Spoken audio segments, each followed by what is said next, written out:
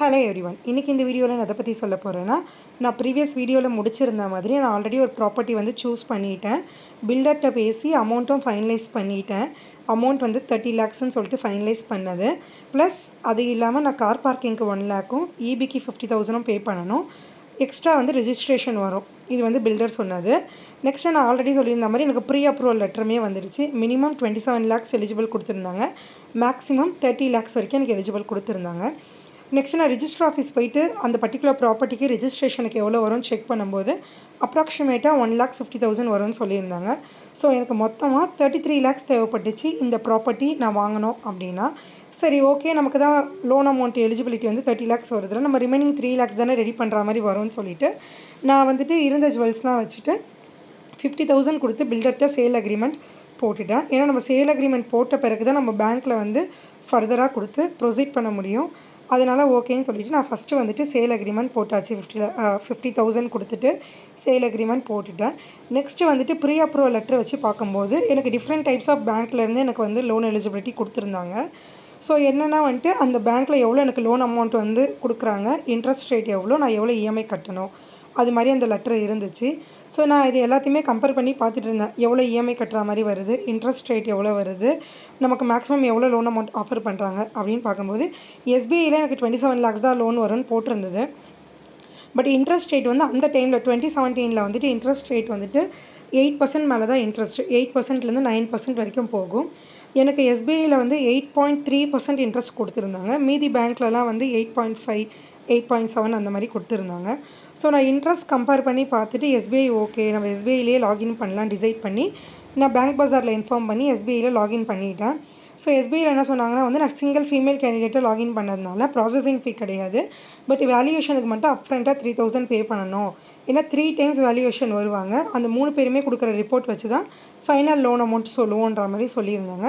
So நான் அப்ஃப்ரண்ட்டாகவே 3,000 நான் பே பண்ணிட்ட பிறகு நான் வேல்யூவேஷன் வருவாங்கன்னு வெயிட் பண்ணிகிட்டு இருக்கேன். அந்த 3 பேருமே வேல்யூவேஷன் வந்து முடிக்கிறதுக்கே 25 days ஆகிடுச்சு. ஏன்னா எஸ்பிஐயில் அவ்வளோ ஸ்லோவாக ப்ராசஸ் பண்ணாங்க. நான் கண்டினியூஸாக ஃபாலோ பண்ணிகிட்டே இருக்க மாதிரி இருந்துச்சு. ஏன்னா எனக்கு ஒரு சைடு பில்டர்கிட்டேருந்து ப்ரெஷரு, இவ்வளோ நாள் ஆகிடுச்சு, 25 days ஆகிடுச்சு, மீதி பேர்லாம் உங்களுக்கு பின்னாடி ப்ராசஸ் பண்ணவங்கலாம் ஸ்பீடாக பண்ணிகிட்ருக்காங்கன்னு. ஸோ எனக்கு நான் பேங்க் சைட் கிட்டே இன்றைக்கி வந்துருவாங்க மேம் வேல்யூவேஷன், நாளைக்கு வந்துருவாங்க மேம் வேல்யூவேஷன் அப்படின்னு சொல்கிறாங்களே தவிர ரொம்ப டிலே பண்ணி ஃபைனலாக அவங்க வந்து எனக்கு வேல்யூவேஷன் லெட்ரு வந்துட்டு இஷ்யூ பண்ணிட்டாங்க. அப்போ அந்த லெட்ரு பார்க்கும்போது தான் எனக்கு தெரிஞ்சுது. நான் என்ன நினச்சிட்டேன், நமக்கு 27 lakhs எலிஜிபிள்னா 27 lakhs ஃபுல்லாக கொடுத்துருவாங்க, ஏன்னா வீடு வேல்யூ 30 lakhs வருது அப்படின்னு நான் நினச்சிட்டேன். அப்போ தான் எனக்கு ஏன்னா நான் ஃபஸ்ட் டைம் ஹோம் பையர், எனக்கு அதை பற்றி ஐடியா இல்லை. அப்போ தான் எனக்கு ஒரு விஷயம் தெரிஞ்சுது.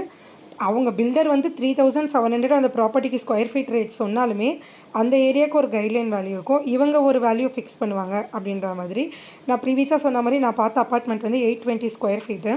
எஸ்பிஐலேருந்து என்ன சொல்லியிருந்தாங்கன்னா, நாங்கள் மினிமம் 27 தான் வந்துட்டு இது கொடுப்போம், லோன் வேல்யூ கொடுப்போம்.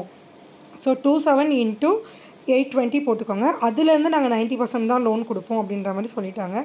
ஸோ நான் எக்ஸ்பெக்ட் பண்ணது என்னென்னா 27மே வந்துடும்னு. ஆனால் எஸ்பிஐயில் சொன்ன கேல்குலேஷன் பிரகாரம் நான் பார்த்தேன்னா எனக்கு ஆல்மோஸ்ட் ஒரு 21, 22 அந்த ரேஞ்ச் தான் லோன் வர மாதிரி ஆயிடுச்சு. அந்த கணக்குக்கு பார்த்தா நான் ஆல்மோஸ்ட் ஒரு 11 lakhs ரெடி பண்ணுற மாதிரி வந்துடுச்சு. ஸோ நான் நெக்ஸ்ட்டு என்ன பண்ணலாம் அப்படின்னு யோசிக்கும் போது அடுத்த ஆப்ஷனாக நான் வந்துட்டு ஆக்சிஸ் பேங்க் சூஸ் பண்ணேன். ஏன்னா ஆக்சிஸ் பேங்க் தான் நெக்ஸ்ட்டு வந்துட்டு லோன் இன்ட்ரெஸ்ட் வந்து கொஞ்சம் கம்மியாக இருந்துச்சு. லோன் அமௌண்ட்டுமே அவங்க ஒரு 30 lakhs தர மாதிரி போட்டிருந்தது. சரி, ஓகே, நம்ம அதனால ஆக்சிஸே போயிடலாம். ஏன்னா எனக்கு அப்போ தான் அந்த கேல்குலேஷனே புரிஞ்சுது. லைக் இவங்க வந்து நம்ம பில்டர் சொல்கிற ஸ்கொயர் ஃபீட் கணக்கு எடுத்துக்க மாட்டாங்க, அவங்க ஒரு ஸ்கொயர் ஃபீட் ரேட்டில் கால்குலேட் பண்ணுவாங்கன்னு. ஸோ நம்ம ஆக்சிஸே போயிடலாம், ஏன்னா ஆக்சிஸில் மினிமம் 30 lakhs நமக்கு எலிஜிபிள் இருக்குன்ற மாதிரி நான் ஆக்சிஸ் வந்து சூஸ் பண்ணிட்டேன். ஸோ ஆக்சிஸ் வந்து எஸ்பிஐ அளவுக்கு டிலே பண்ணல, ரொம்ப ஸ்பீடாக ப்ராசஸ் பண்ணாங்க. 7 daysல எனக்கு வேல்யூவேஷன்லாம் வந்துட்டாங்க. அது இல்லாமல் ஆக்சிஸில் எனக்கு இன்னொரு ஹெல்ப்பும் பண்ணாங்க. நான் ஃபஸ்ட் டைம் ஹோம் பையர்ன்றதுனால எனக்கு அந்த பிஎம்ஏ ஸ்கீம்னு இருந்துச்சு, பிரதம் மந்திரி ஆவாஸ் யோஜனா அப்படின்னு. நம்ம ஃபஸ்ட் டைம் ஹோம் பையராக இருந்தோன்னா அவங்க மினிமம் நம்மளுடைய எலிஜிபிலிட்டி பார்த்து 2 lakhலேருந்து 250 வரைக்கும் சம்திங் மைனஸ் பண்ணுவாங்கன்னு சொல்லியிருந்தாங்க. எனக்கு வந்து அதுலேயுமே அவங்க வந்துட்டு லாகின் பண்ணி விட்டுருந்தாங்க. பட் என்னென்னா வந்துட்டு அப்போ எனக்கு ஏஜ் 24 தான்றதுனால நான் மினிமம் 30 years போட்டால் மட்டும்தான் எனக்கு வந்து லோன் எலிஜிபிலிட்டி வரும் அப்படின்ற மாதிரி சொல்லியிருந்தாங்க. சரி, ஓகேன்னு சொல்லியாச்சு. மினிமம் 30 years போட்ட பிறகு என்னுடைய ப்ராப்பர்ட்டிக்கு வந்து 27 lakhs வந்து எனக்கு லோன் வந்து ஃபைனலாக எனக்கு எலிஜிபிலிட்டி வந்துச்சு. அதாவது 27,77,000 எக்ஸாக்டாக சொல்லணுன்னா. ஏன்னா அது 77,000 வந்து இன்சூரன்ஸ் அதுக்கெலாம் போயிடுச்சு. ஸோ நம்ம பேங்க்கில் பில்டருக்கு கொடுக்குறது 27 lakhs வரும் அப்படின்னு சொல்லிட்டாங்க. ஸோ நான் வந்துட்டு ரிமைனிங் அமௌண்ட் ரெடி பண்ணி ரிஜிஸ்ட்ரேஷன் பண்ணிட்டேன். தேங்க்யூ.